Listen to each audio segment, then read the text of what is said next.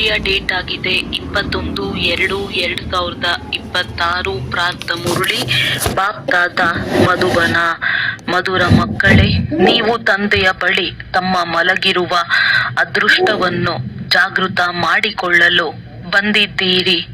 ಅದೃಷ್ಟ ಬೆಳಗುವುದು ಎಂದರೆ ವಿಶ್ವದ ಮಾಲೀಕರಾಗುವುದು. ಪ್ರಶ್ನೆ: ಯಾವ ಔಷಧಿಯು ನೀವು ಮಕ್ಕಳನ್ನು ತಂದೆಯ ಸಮಾನ ಬುದ್ಧಿವಂತರನ್ನಾಗಿ ಮಾಡಿಬಿಡುತ್ತದೆ? ಉತ್ತರ: ಈ ವಿದ್ಯೆಯು ನೀವು ಮಕ್ಕಳಿಗೆ ಬುದ್ಧಿಯ ಔಷಧಿಯಾಗಿದೆ. ಯಾರು ನಿತ್ಯವೂ ವಿದ್ಯೆಯನ್ನು ಓದುವರೋ, ಅರ್ಥಾತ್ ಈ ಔಷಧಿಯನ್ನು ತೆಗೆದುಕೊಳ್ಳುವರೋ, ಅವರ ಬುದ್ಧಿಯು ಪಾರಸವಾಗಿ ಬಿಡುತ್ತದೆ. ಪಾರಸನಾಥ ತಂದೆಯು ಯಾರು ಬುದ್ಧಿವಂತರಿಗೂ ಬುದ್ಧಿವಂತನಾಗಿದ್ದಾರೆ, ಅವರು ನಿಮ್ಮನ್ನು ತನ್ನ ಸಮಾನ ಪಾರಸ ಬುದ್ಧಿಯವರನ್ನಾಗಿ ಮಾಡುತ್ತಾರೆ. ಗೀತೆ: ಅದೃಷ್ಟವನ್ನು ಬೆಳಗಿಸಿಕೊಂಡು ಬಂದಿದ್ದೇನೆ. ಓಂ ಶಾಂತಿ. ಗೀತೆಯ ಸಾಲನ್ನು ಕೇಳಿ ಮಧುರಾತಿ ಮಧುರ ಮಕ್ಕಳಿಗೆ ರೋಮಾಂಚನವಾಗಿ ಬಿಡಬೇಕು. ಬಲೆ, ಇದು ಸಾಮಾನ್ಯ ಗೀತೆಯಾಗಿದೆ, ಆದರೆ ಇದರ ಸಾರವನ್ನು ಮತ್ಯಾರೂ ತಿಳಿದುಕೊಂಡಿಲ್ಲ. ತಂದೆಯೇ ಬಂದು ಗೀತೆ, ಶಾಸ್ತ್ರ ಇತ್ಯಾದಿಗಳ ಅರ್ಥವನ್ನು ತಿಳಿಸುತ್ತಾರೆ. ಮಧುರಾತಿ ಮಧುರ ಮಕ್ಕಳು ಇದನ್ನು ತಿಳಿದುಕೊಂಡಿದ್ದೀರಿ. ಕಲಿಯುಗದಲ್ಲಿ ಎಲ್ಲರ ಅದೃಷ್ಟವು ಮಲಗಿಕೊಂಡು ಬಿಟ್ಟಿದೆ. ಸತ್ಯಯುಗದಲ್ಲಿ ಎಲ್ಲರ ಅದೃಷ್ಟವು ಜಾಗೃತವಾಗಿರುತ್ತದೆ. ಮಲಗಿರುವ ಅದೃಷ್ಟವನ್ನು ಜಾಗೃತ ಮಾಡುವವರು ಮತ್ತು ಶ್ರೀಮತ ಕೊಡುವವರು ಅಥವಾ ಪುರುಷಾರ್ಥ ಮಾಡಿಸುವವರು ಒಬ್ಬರೇ ತಂದೆಯಾಗಿದ್ದಾರೆ. ಅವರೇ ಕುಳಿತು ಮಕ್ಕಳ ಅದೃಷ್ಟವನ್ನು ಬೆಳಗಿಸುತ್ತಾರೆ. ಹೇಗೆ ಮಕ್ಕಳು ಜನ್ಮ ಪಡೆಯುತ್ತಿದ್ದಂತೆಯೇ ಅದೃಷ್ಟವು ಜಾಗೃತವಾಗುತ್ತದೆ. ಮಗುವಿನ ಜನ್ಮವಾಗುತ್ತಿದ್ದಂತೆಯೇ ಅವರಿಗೆ ನಮ್ಮ ವಾರಸುದಾರನು ಜನ್ಮ ಪಡೆದನೆಂದು ಅರ್ಥವಾಗಿ ಬಿಡುತ್ತದೆ. ಹಾಗೆಯೇ ಇದು ಬೇಅದ್ದಿನ ಮಾತಾಗಿದೆ. ಮಕ್ಕಳಿಗೆ ತಿಳಿದಿದೆ, ಕಲ್ಪ ಕಲ್ಪವೂ ನಮ್ಮ ಅದೃಷ್ಟವು ಬೆಳಗುತ್ತದೆ ಮತ್ತು ಮಲಗಿ ಬಿಡುತ್ತದೆ. ಪಾವನರಾದಾಗ ಅದೃಷ್ಟವೂ ಬೆಳಗುತ್ತದೆ. ಪಾವನ ಗೃಹಸ್ಥಾಶ್ರಮವೆಂದು ಹೇಳಲಾಗುತ್ತದೆ. ಆಶ್ರಮ ಶಬ್ದವು ಪವಿತ್ರವಾಗಿರುತ್ತದೆ. ಪವಿತ್ರ ಗೃಹಸ್ಥಾಶ್ರಮ ಅದಕ್ಕೆ ವಿರುದ್ಧವಾಗಿದೆ. ಅಪವಿತ್ರ ಪತಿತ ಗೃಹಸ್ಥ ಧರ್ಮ ಅದಕ್ಕೆ ಆಶ್ರಮವೆಂದು ಹೇಳುವುದಿಲ್ಲ. ಎಲ್ಲರದ್ದು ಗೃಹಸ್ಥ ಧರ್ಮವಾಗಿದೆ. ಪ್ರಾಣಿಗಳಲ್ಲಿಯೂ ಇದೆ, ಏಕೆಂದರೆ ಎಲ್ಲವೂ ಮಕ್ಕಳಿಗೆ ಜನ್ಮ ಕೊಡುತ್ತದೆ. ಪ್ರಾಣಿಗಳು ಸಹ ಗೃಹಸ್ಥ ಧರ್ಮದಲ್ಲಿವೆ ಎಂದು ಹೇಳಲಾಗುತ್ತದೆ. ಈಗ ಮಕ್ಕಳು ತಿಳಿದುಕೊಂಡಿದ್ದೀರಿ, ನಾವು ಸ್ವರ್ಗದಲ್ಲಿ ಪವಿತ್ರ ಗೃಹಸ್ಥ ಆಶ್ರಮದಲ್ಲಿದ್ದೆವು. ದೇವಿ ದೇವತೆಗಳಾಗಿದ್ದೆವು. ಸರ್ವಗುಣ ಸಂಪನ್ನರು, 16 ಕಲಾ ಸಂಪೂರ್ಣರು ಎಂದು ಅವರ ಮಹಿಮೆಯನ್ನು ಹಾಡುತ್ತಾರೆ. ನೀವು ಸಹ ಹಾಡುತ್ತಿದ್ದೀರಿ. ಈಗ ನಿಮಗೆ ತಿಳಿದಿದೆ, ನಾವು ಪುನಃ ಮನುಷ್ಯರಿಂದ ದೇವತೆಗಳಾಗುತ್ತಿದ್ದೇವೆ. ಮನುಷ್ಯರಿಂದ ದೇವತೆಗಳನ್ನಾಗಿ ಮಾಡಿದರು ಎಂದು ಗಾಯನವಿದೆ. ಬ್ರಹ್ಮ ವಿಷ್ಣು ಶಂಕರನಿಗೂ ದೇವತೆ ಎಂದು ಹೇಳುತ್ತಾರೆ. ಬ್ರಹ್ಮ ದೇವತಾಯ ನಮಃ ಎಂದು ಹೇಳುತ್ತಾರೆ. ಮತ್ತೆ ಶಿವ ಪರಮಾತ್ಮಾಯ ನಮಃ ಎಂದು ಹೇಳುತ್ತಾರೆ. ಅದರ ಅರ್ಥವನ್ನು ನೀವು ತಿಳಿದುಕೊಂಡಿದ್ದೀರಿ. ಅವರಂತೂ ಕೇವಲ ಅಂಧಶ್ರದ್ಧೆಯಿಂದ ಹೇಳಿಬಿಡುತ್ತಾರೆ. ಶಂಕರ ದೇವತಾಯ ನಮಃ ಎಂದು ಹೇಳುತ್ತಾರೆ.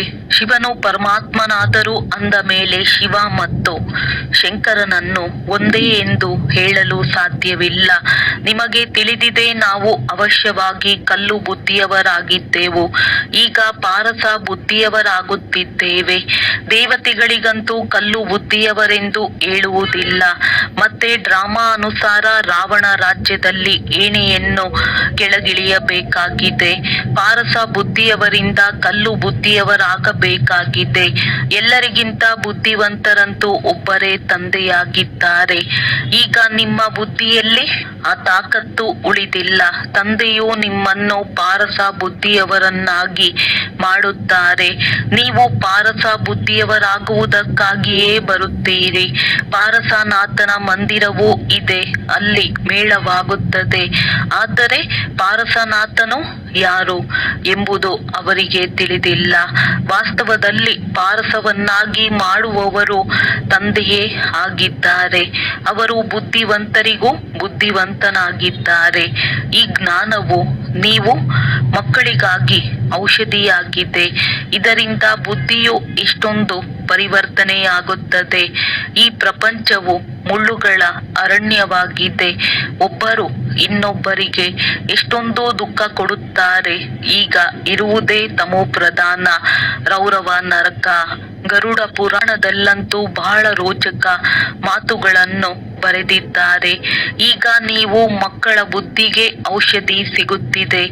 ಬೇಅದ್ದಿನ ತಂದೆಯು ಔಷಧಿಯನ್ನು ಕೊಡುತ್ತಿದ್ದಾರೆ. ಇದು ವಿದ್ಯೆಯಾಗಿದೆ. ಇದಕ್ಕೆ ಜ್ಞಾನಾಮೃತವೆಂದು ಹೇಳಿಬಿಡುತ್ತಾರೆ. ಯಾವುದೇ ಜಲ ಇತ್ಯಾದಿಗಳಿಲ್ಲ. ಇತ್ತೀಚೆಗೆ ಎಲ್ಲ ಪದಾರ್ಥಗಳಿಗೆ ಅಮೃತವೆಂದು ಹೇಳಿಬಿಡುತ್ತಾರೆ. ಗಂಗಾ ಜಲಕ್ಕೂ ಅಮೃತವೆಂದು ಹೇಳಿಬಿಡುತ್ತಾರೆ. ದೇವತೆಗಳ ಪಾದಗಳನ್ನು ತೊಳೆದು ನೀರನ್ನಿಡುತ್ತಾರೆ, ಅದಕ್ಕೆ ಅಮೃತವೆಂದು ಹೇಳುತ್ತಾರೆ. ಇದು ಸಹ ಬುದ್ಧಿಯಿಂದ ತಿಳಿದುಕೊಳ್ಳುವ ಮಾತಲ್ಲವೇ? ಈ ಅಂಚಲಿಯು ಅಮೃತವೇ ಅಥವಾ ಪತಿತ ಪಾವನ ಗಂಗಾ ಜಲವು ಅಮೃತವೇ? ಯಾರು ಅಂಚಲಿಯನ್ನು ಕೊಡುವರೋ ಅವರು ಇದು ಪತಿತರನ್ನು ಪಾವನ ಮಾಡುವಂತದ್ದಾಗಿದೆ ಎಂದು ಹೇಳುವುದಿಲ್ಲ. ಗಂಗಾ ಜಲಕ್ಕೆ ಪತಿತ ಪಾವನ ಎಂದು ಹೇಳುತ್ತಾರೆ. ಮನುಷ್ಯರು ಸಾಯುವಾಗ ಗಂಗಾ ಜಲವು ಬಾಯಲ್ಲಿರಲಿ ಎಂದು ಹೇಳುತ್ತಾರೆ. ಅರ್ಜುನನು ಬಾಣ ಹೊಡೆದನು ಮತ್ತೆ ಅಮೃತ ಜಲವನ್ನು ಕುಡಿಸಿದನೆಂದು ಹೇಳುತ್ತಾರೆ.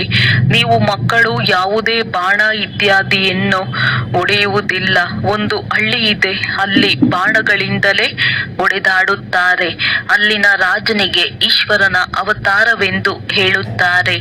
ಆದರೆ ಯಾರು ಈಶ್ವರನ ಅವತಾರನಾಗಲು ಸಾಧ್ಯವಿಲ್ಲ. ವಾಸ್ತವದಲ್ಲಿ ಸತ್ಯವಾದ ಸದ್ಗುರುವು ಒಬ್ಬರೇ ಆಗಿದ್ದಾರೆ. ಅವರು ಸರ್ವರ ಸದ್ಗತಿದಾತನಾಗಿದ್ದಾರೆ. ಎಲ್ಲ ಆತ್ಮರನ್ನು ಜೊತೆ ಕರೆದುಕೊಂಡು ಹೋಗುತ್ತಾರೆ. ತಂದೆಯ ವಿನಃ ಮತ್ಯಾರೂ ಹಿಂತಿರುಗಿ ಹೋಗಲು ಸಾಧ್ಯವಿಲ್ಲ.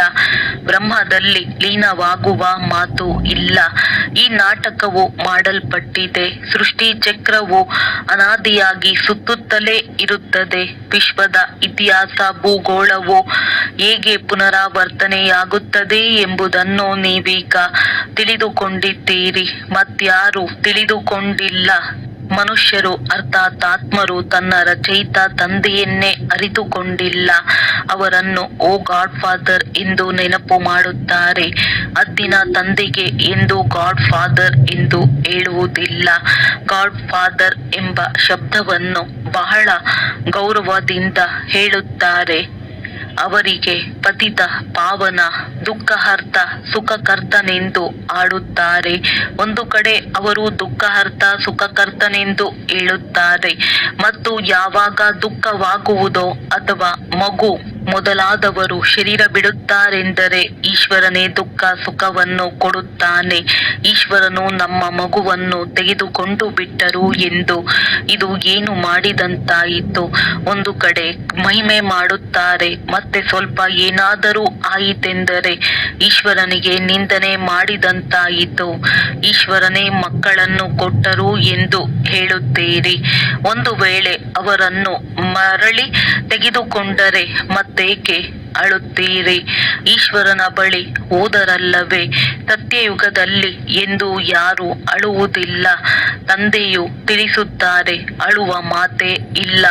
ಆತ್ಮವು ತನ್ನ ಲೆಕ್ಕಾಚಾರದನುಸಾರ ಹೋಗಿ ಇನ್ನೊಂದು ಪಾತ್ರವನ್ನಭಿನಯಿಸಬೇಕಾಗಿದೆ. ಜ್ಞಾನವಿಲ್ಲದಿರುವ ಕಾರಣ ಮನುಷ್ಯರು ಎಷ್ಟೊಂದು ಅಳುತ್ತಾರೆ, ಹೇಗೆ ಹುಚ್ಚರಾಗಿ ಬಿಡುತ್ತಾರೆ.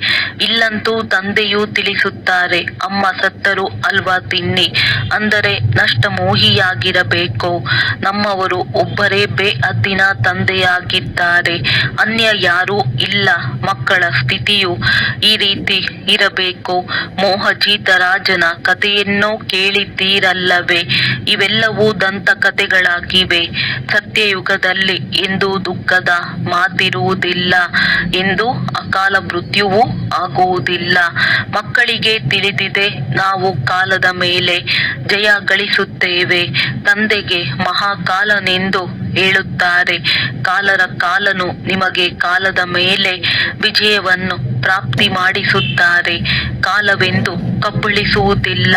ಕಾಲವು ಆತ್ಮನನ್ನಂತೂ ಕಬ್ಬಳಿಸಲು ಸಾಧ್ಯವಿಲ್ಲ.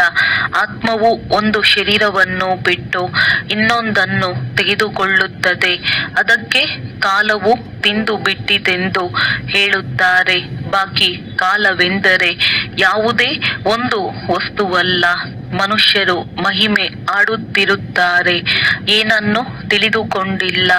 ಅಚ್ಯುತಂ ಕೇಶವಂ ಎಂದು ಆಡುತ್ತಾರೆ, ಅರ್ಥವೇನೂ ಗೊತ್ತಿಲ್ಲ.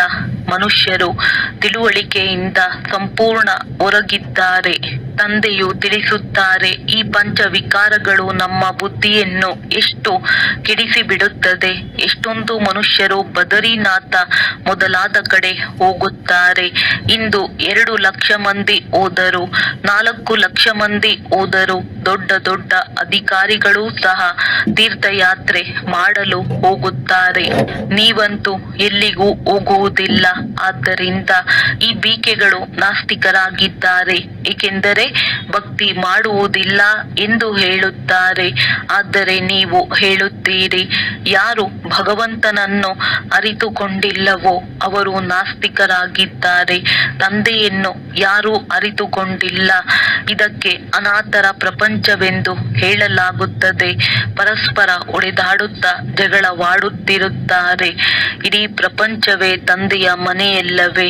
ತಂದೆಯು ಇಡೀ ಪ್ರಪಂಚದ ಮಕ್ಕಳನ್ನು ಪತಿತರಿಂದ ಪಾವನ ಮಾಡಲು ಬರುತ್ತಾರೆ.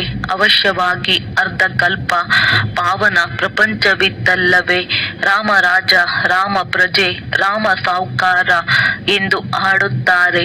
ಒಂದನೆಯದು, ಅಲ್ಲಿ ಅಧರ್ಮದ ಮಾತಿರಲು ಹೇಗೆ ಸಾಧ್ಯ? ಅಲ್ಲಿ ಹಸು ಹುಲಿ ಒಟ್ಟಿಗೆ ನೀರು ಕುಡಿಯುತ್ತದೆ ಎಂದು ಹೇಳುತ್ತಾರೆ. ಅಂದಾಗ ಅಲ್ಲಿ ರಾವಣ ಮೊದಲಾದವರು ಎಲ್ಲಿಂದ ಬರುವರು? ತಿಳಿದುಕೊಂಡಿಲ್ಲ. ಹೊರಗಿನವರಂತೂ ಈ ಮಾತುಗಳನ್ನು ಕೇಳಿ ನಗುತ್ತಾರೆ. ನೀವು ಮಕ್ಕಳು ತಿಳಿದುಕೊಂಡಿದ್ದೀರಿ. ಈಗ ಜ್ಞಾನಸಾಗರ ತಂದೆಯು ಬಂದು ಜ್ಞಾನವನ್ನು ಕೊಡುತ್ತಾರೆ. ಇದು ಪತಿತ ಪ್ರಪಂಚವಲ್ಲವೇ? ಈಗ ಪ್ರೇರಣೆಯಿಂದ ಪತಿತರನ್ನು ಪಾವನ ಮಾಡುವರೆ. ಏ ಪತಿತ ಪಾವನ, ಬನ್ನಿ, ಬಂದು ನಮ್ಮನ್ನು ಪಾವನ ಮಾಡಿ ಎಂದು ಕರೆಯುತ್ತಾರೆ. ಅಂದ ಮೇಲೆ ಅವಶ್ಯವಾಗಿ ಭಾರತದಲ್ಲಿಯೇ ಬಂದಿದ್ದರು. ಈಗಲೂ ಸಹ ಹೇಳುತ್ತಾರೆ, ಜ್ಞಾನಸಾಗರನಾದ ನಾನು ಬಂದಿದ್ದೇನೆ. ನೀವು ಮಕ್ಕಳಿಗೂ ತಿಳಿದಿದೆ, ಶಿವ ತಂದೆಯಲ್ಲಿಯೇ ಸಂಪೂರ್ಣ ಜ್ಞಾನವಿದೆ. ಆ ತಂದೆಯೇ ಕುಳಿತು ಮಕ್ಕಳಿಗೆ ಇವೆಲ್ಲ ಮಾತುಗಳನ್ನು ತಿಳಿಸುತ್ತಾರೆ. ಶಾಸ್ತ್ರಗಳಲ್ಲಿ ಎಲ್ಲವೂ ದಂತಕಥೆಗಳಿವೆ. ವ್ಯಾಸ ಭಗವಂತನು ಶಾಸ್ತ್ರಗಳನ್ನು ರಚಿಸಿದನೆಂದು ಹೆಸರನ್ನಿಟ್ಟು ಬಿಟ್ಟಿದ್ದಾರೆ. ಅವರಂತೂ ಭಕ್ತಿ ಮಾರ್ಗದ ವ್ಯಾಸನಾಗಿದ್ದರು. ಇವರು ವ್ಯಾಸ ದೇವನಾಗಿದ್ದಾರೆ. ಅವರ ಮಕ್ಕಳು ನೀವು ಸುಖದೇವರಾಗಿದ್ದೀರಿ. ನೀವೀಗ ಸುಖದ ದೇವತೆಗಳಾಗುತ್ತೀರಿ. ವ್ಯಾಸ ಅರ್ಥಾತ್ ಶಿವಾಚಾರ್ಯರಿಂದ ಸುಖದ ಆಸ್ತಿಯನ್ನು ಪಡೆಯುತ್ತಿದ್ದೀರಿ. ನೀವು ವ್ಯಾಸನ ಮಕ್ಕಳಾಗಿದ್ದೀರಿ. ಆದರೆ ಮನುಷ್ಯರು ತಬ್ಬಿಬ್ಬಾಗದಿರಲಿ ಎಂದು ನಿಮಗೆ ಶಿವನ ಮಕ್ಕಳೆಂದು ಹೇಳಲಾಗುತ್ತದೆ. ಅವರ ಮೂಲ ಹೆಸರು ಶಿವ ಎಂದಾಗಿದೆ. ಅಂದಾಗ ತಂದೆಯು ತಿಳಿಸುತ್ತಾರೆ, ಮಕ್ಕಳೇ, ಯಾವುದೇ ದೇಹದಾರಿಯನ್ನು ನೋಡಬೇಡಿ. ಯಾವಾಗ ಶಿವ ತಂದೆಯು ಸನ್ಮುಖದಲ್ಲಿ ಕುಳಿತಿದ್ದಾರೆ, ಆತ್ಮವನ್ನು ತಿಳಿದುಕೊಳ್ಳಲಾಗುತ್ತದೆ. ಅದೇ ರೀತಿ ಪರಮಾತ್ಮನನ್ನೂ ಸಹ ತಿಳಿದುಕೊಳ್ಳಲಾಗುತ್ತದೆ. ಅವರು ಪರಮಪಿತ ಪರಮಾತ್ಮ ಶಿವನಾಗಿದ್ದಾರೆ. ಅವರೇ ಬಂದು ಪತಿತರಿಂದ ಪಾವನರಾಗುವ ಮಾರ್ಗವನ್ನು ತಿಳಿಸುತ್ತಾರೆ, ಹೇಳುತ್ತಾರೆ, ನಾನು ನೀವಾತ್ಮರ ತಂದೆಯಾಗಿದ್ದೇನೆ. ಆತ್ಮವನ್ನು ಕಣ್ಣಿನಿಂದ ನೋಡಲು ಸಾಧ್ಯವಾಗುವುದಿಲ್ಲ, ಅನುಭವ ಮಾಡಲಾಗುತ್ತದೆ. ತಂದೆಯು ಕೇಳುತ್ತಾರೆ, ನೀವೀಗ ತಮ್ಮ ಆತ್ಮಾನುಭೂತಿ ಮಾಡಿಕೊಂಡಿರ. ಇಷ್ಟು ಚಿಕ್ಕದಾದ ಆತ್ಮನಲ್ಲಿ ಅವಿನಾಶಿ ಪಾತ್ರವು ಅಡಕವಾಗಿದೆ. ಇದೊಂದು ರೆಕಾರ್ಡ್ ಆಗಿದೆ. ನಿಮಗೆ ತಿಳಿದಿದೆ, ನಾನಾತ್ಮನೇ ಶರೀರ ಧಾರಣೆ ಮಾಡುತ್ತೇನೆ.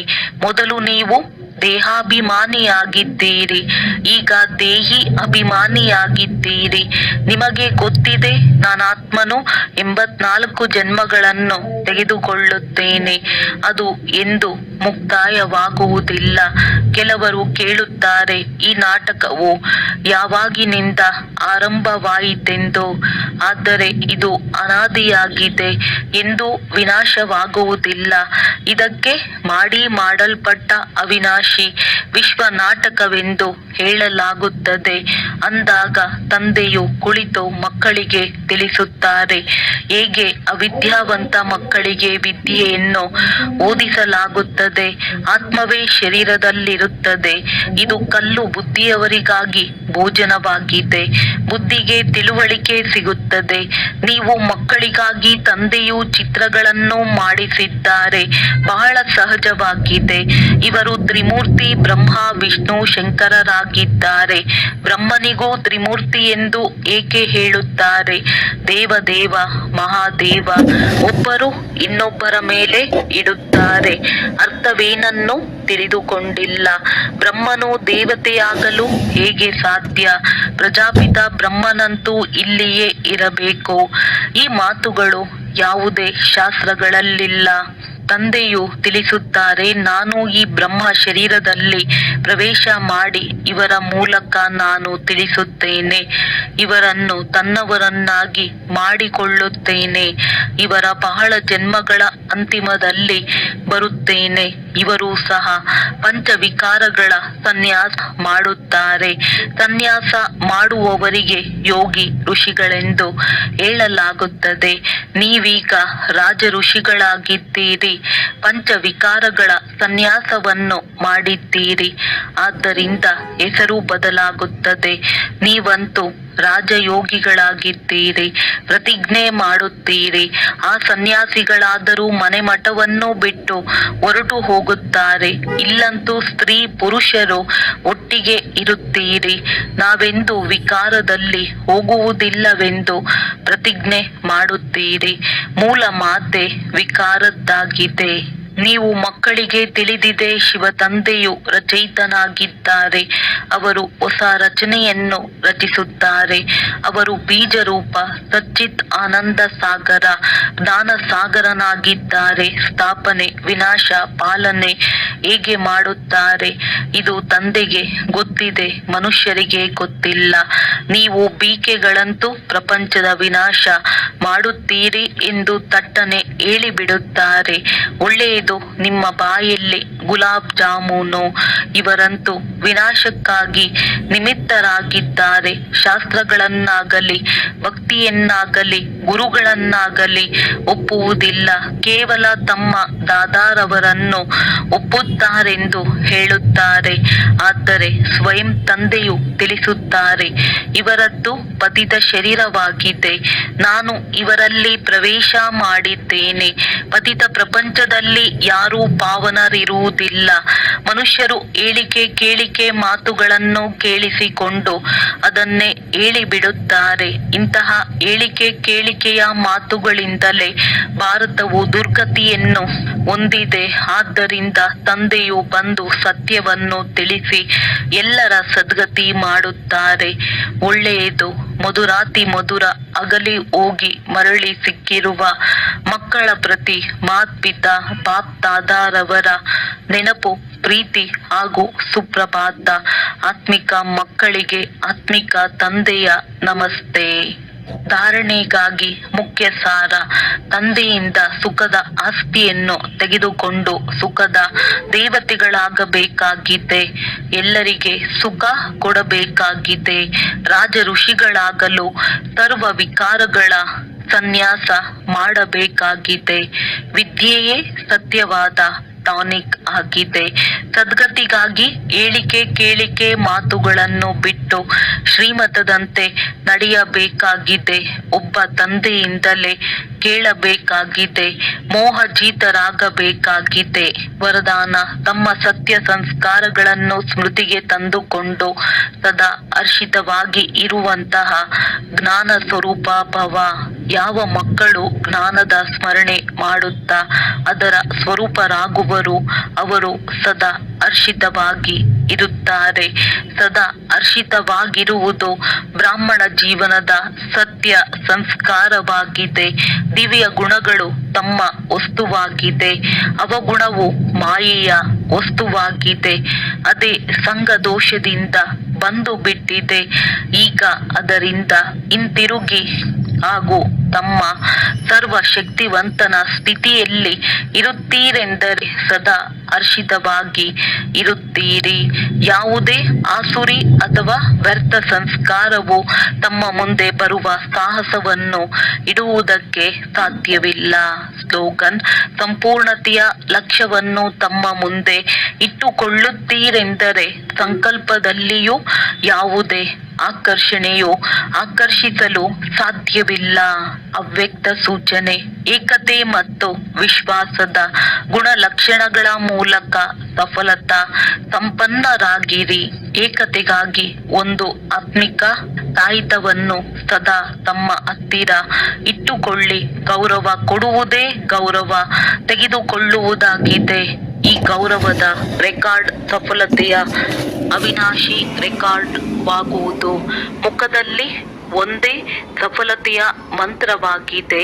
ಮೊದಲು ನೀವು ಈ ಮಹಾ ಮಂತ್ರವನ್ನು ಮನಸ್ಸಿನಲ್ಲಿ ಪಕ್ಕಾ ಮಾಡಿಕೊಳ್ಳಿ. ಯಥಾರ್ಥ ರೂಪದಿಂದ ಮೊದಲು ನಾನು ಎನ್ನುವುದು ಅಳಿಸಿ ಇನ್ನೊಬ್ಬರನ್ನು ಮುಂದುವರೆಸುವುದೇ ತಮ್ಮನ್ನು ಮುಂದುವರೆಸಿಕೊಳ್ಳುವುದಾಗಿದೆ ಎಂದು ತಿಳಿಯುತ್ತಾ ಈ ಮಹಾ ಮಂತ್ರವನ್ನು ಮುಂದುವರೆಸುತ್ತಾ ಸಫಲತೆಯನ್ನು ಪಡೆದುಕೊಳ್ಳುತ್ತೀರಿ. ಈ ಮಂತ್ರ ಮತ್ತು ತಾಯತ ಸದಾ ಜೊತೆಯಲ್ಲಿರಲಿ. ಆಗ ಪ್ರತ್ಯಕ್ಷತೆಯ ಡಂಗೂರ ಸಾರುವುದು. ಒಳ್ಳೆಯದು. ಓಂ ಶಾಂತಿ.